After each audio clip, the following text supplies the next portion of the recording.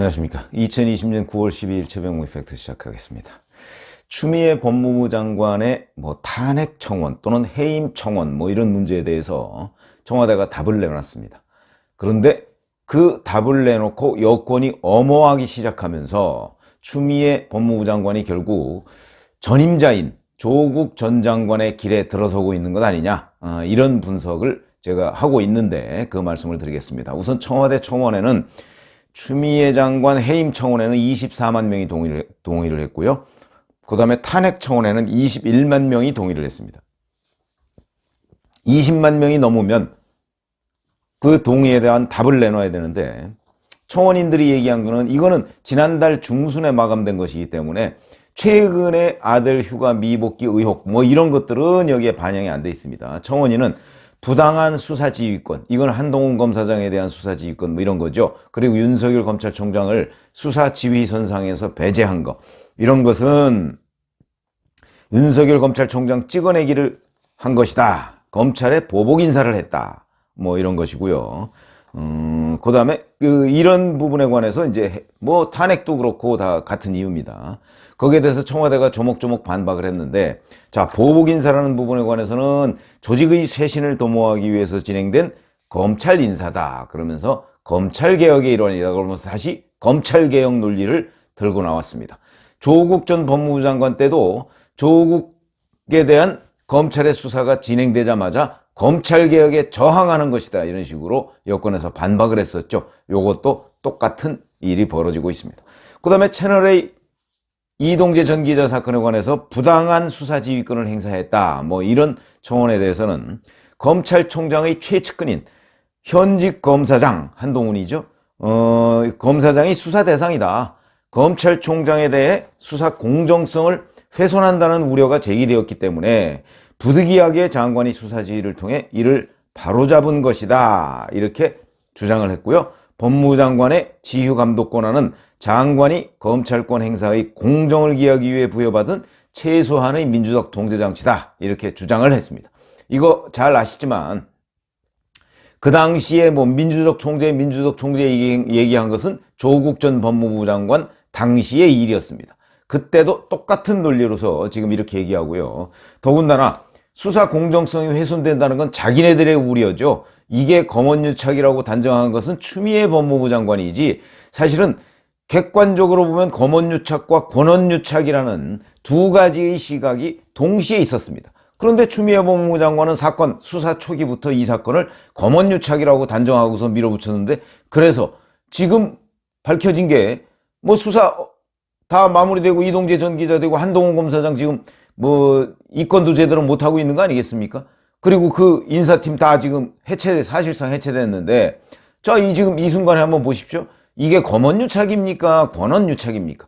권언유착은 아예 수사가 이루어지지도 않고 있고, 그 다음에 검언유착이라고 하는 부분은 이동재 전 기자의 약간 원맨쇼 비슷한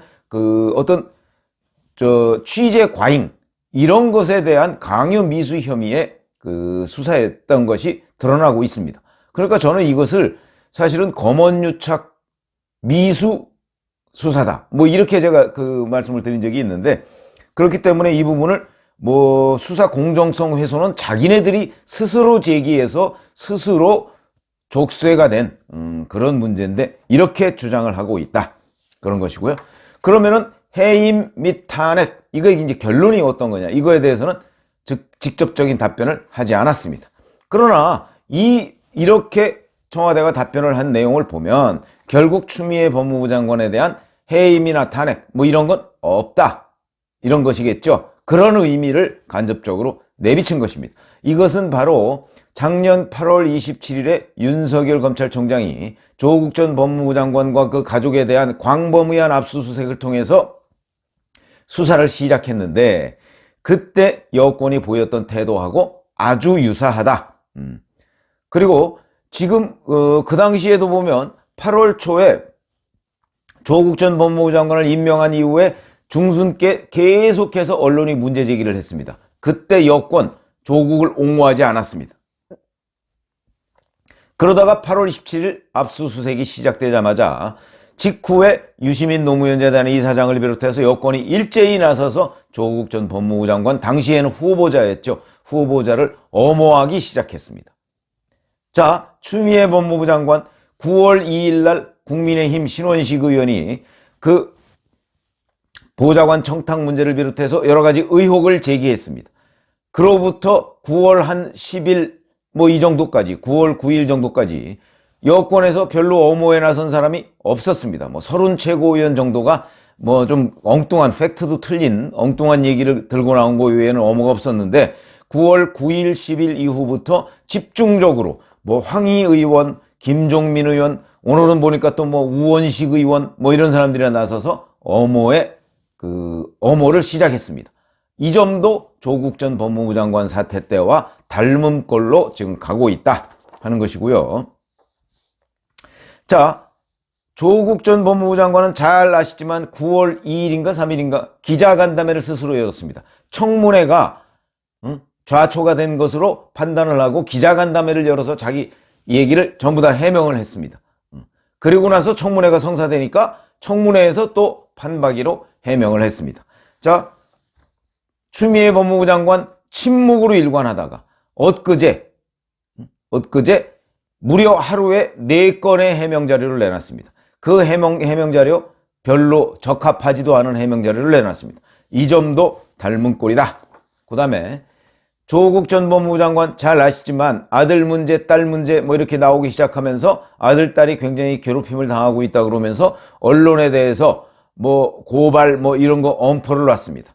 똑같습니다. 추미애 장관 아들도 취재기자들이 오전부터 서 씨가 근무하는, 그러니까 본인이 근무하는 사무실까지 찾아와서 하루 종일 회사 앞에 있는 등 정상적인 사회생활을 못하게 방해하고 있다, 이렇게 얘기를 하고요. 전북현대 그 구단 쪽에서 지금 국가가 비용을 대는 인턴을 하고 있다고 하죠. 인턴도 이게 60대 1인지 얼마인지 그걸 뚫고 들어갔다는데 그 과정이 어떻게 됐는지 그건 나중에 또 나오겠지만, 그래서 여기에 이제 취재원이 찾아오니까 방해하지 마라 이런 식으로 얘기했고요. SBS에 대해서는 고발 조치에 들어갔습니다. 왜냐하면 카투사 그 수료식에서 그 한국군 지원단장 이철원 대령이죠. 이철원 대령이 추미애 장관 가족들만 모아놓고 별도로 청탁하지 말라 이런 부탁을 했다, 당부의 말을 했다 하는 것을 보도한 SBS에 대해서 그건 사실이 아니다 그러면서 고발 조치를 했습니다. 이것도 조국 전 법무부 장관이 당시에 엄포를 놨던 것과 매우 유사하다. 그러면서 이 서 씨의 변호인이 이렇게 얘기했습니다. 인권을 심각하게 침해하고 있다. 관련 의혹을 제기한 제보자와 이를 보도한 언론사를 고발하면서 과도한 취재를 삼가해 주기 바란다. 그래서 언론에 대한 협박성 선언을 한 이런 것도 비슷하다. 그래서 이게 이제 뭐가 조국의 길로 들어섰느냐? 아까 잠깐 말씀드렸지만 바로 초기에는 거리두기를 하다가 중반 이후에 본격화되니까 엄호에 나섰다. 지금 국방부도 엄호에 나선 거 아니겠습니까? 이런 점이 비슷하고요. 그 다음에 그 논리가 조국 전 법무부 장관 때도 자기에 대한 수사가 집중이 되니까 이건 검찰개혁을 방해하는 것이다 라고 얘기했죠. 어제 추미애 법무부 장관이 전 검사들한테 이메일을 보내서 검찰개혁 완수를 주문했습니다. 이게 검찰개혁, 본인 아들의 휴가 미복귀 의혹과 검찰개혁이 무슨 상관이 있습니까? 그런데 추미애 장관도 또 똑같이 바로 본인에 대한 비판은 검찰개혁에 대한 저항이다. 아마 이런 생각으로 똑같은 논리를 들고 나와서 지금 검찰에 대해서 압박을 하고 있다. 오히려 검찰개혁은 본인처럼 수사가 진행되지도 않은 상황에서 예단을 가지고 검언유착이라고 단정했던 부분, 그리고 서울중앙지검 형사 1부, 거기에 정진웅 부장검사나 서울중앙지검장 이성윤 이런 사람들이 있지도 않은 한동훈 검사장의 어떤 공모 의혹을 가지고 악마의 편집을 해서 생사람을 잡으려고 했던 이런 검사들의 행태가 바로잡혀야 할 개혁의 대상이다. 그런데 적반하장으로 오히려 지금 현재의 수사를 제대로 벌이고 있는 사람들에 대한 압박으로 검찰개혁이란 미명을 들고 나오고 있다. 이런 점도 또 똑같다. 이런 것이고요. 그 다음에 자꾸 불법이 아니다. 이런 얘기를 지금 여권이 하고 있습니다. 그런데 이것은요, 불법의 문제라기보다는 정의와 공정의 가치를 훼손한 문제입니다. 그래서 이런 문제에 대해서 대충 아마 지금 여권의 분위기는 추미애 법무부 장관이 약간은 인정할 부분은 인정하고 사과하고 넘어가는 쪽으로 지금 정리해가는 그런 느낌이 있습니다. 그러나 이거는요, 그럼에도 불구하고 거짓말, 조국 전 법무부 장관도 조적조라고 그 수많은 거짓 해명과 내로남불, 조로남불이라는 얘기가 있습니다만은 그런 것까지도 계속해서 나온 적이 있었는데 바로 지금 추미애 법무부 장관도 똑같습니다. 작년 말 인사청문회에서 아들 휴가 미복귀 의혹이 제기되자 자기는 관여한 바 없다고 주장을 했습니다. 근데 지금 카투사 관련한 지원 대장이나 아니면 지원 반장이나 이런 사람들은 관련 의혹, 그러니까 청탁 전화 이런 걸 얘기했고요. 그러면 보좌관 청탁 전화에서 추미애 법무부 장관이 과연 관여를 안 했느냐 하는 부분은 별도 수사로 드러나야 될 것이고, 이뿐만이 아니고 국방부에 직접 민원을 넣은 것으로 되어 있습니다. 자, 그러면 본인이 관여 안 했다는 건 거짓말이다. 이런 얘기가 되는 것인데, 아무리 사과를 하더라도 거짓말 부분에 관해서는 여전히 본인이 책임져야 되는 부분이 있다. 워터게이트 사건은 워터게이트 도청 사건과 별개로 거짓말 의혹이 훨씬 더 컸다는 사실 기억하시죠? 그렇기 때문에 우리도 거짓말에 대해서 확실하게 단죄를 해야 되는 시대가 왔다. 이게 바로 공정과 정의의 가치 보존이다. 이렇게 말씀을 드릴 수가 있습니다. 그 다음에 그러면 왜 여권에서는 조국 때 한번 뜨거라 싶은 그런 경험이 있음에도 불구하고 추미애 법무부 장관을 또 이렇게 감싸고 나섰을까? 저는 여론조사라고 봅니다. 어제 아침에 한국갤럽 여론조사가 있었죠. 이때 보면 전부 강보합입니다. 문재인 대통령은 그 일주 전에 비해서 일주에는 부정이 45, 긍정이 44였는데 각각 1%포인트씩 올랐습니다. 부정이 46, 긍정이 45. 이렇게 오르니까 이거 별 차이 없네? 또 민주당은 39대 20, 무당층이 29, 국민의힘이 19, 그러니까 39대 19로 여전히 일주 전과 똑같습니다. 그러니까 이거 떨어진 거 없네? 여기에 용기를 얻은 것으로 보입니다. 그러니까 우리의 지지는 확고하다. 그러니까 이건 밀고 나가도 되겠다. 이렇게 판단을 한 것으로 저는 이 한국갤럽의 여론조사 결과가 가장 큰 영향을 미친 것 아니냐 이렇게 생각을 하고요. 그러나 다릅니다. 저는 조국 사태와 추미애 사태가 다르다고 보는 것이, 조국 사태 당시는 윤석열 검찰총장이 직접 지휘한 수사였고요. 이번에는 추미애 법무부 장관이 짜놓은 수사 라인이 지금 수사를 하고 있습니다. 무슨 얘기냐면 조국 전 법무부 장관 그 수사는 국민적 신뢰를 받는 윤석열 검찰총장이 지휘한 것이기 때문에 그 수사 결과가 이렇다 했을 때 수사 결과에 대해서는 국민들이 의심하지 않았습니다.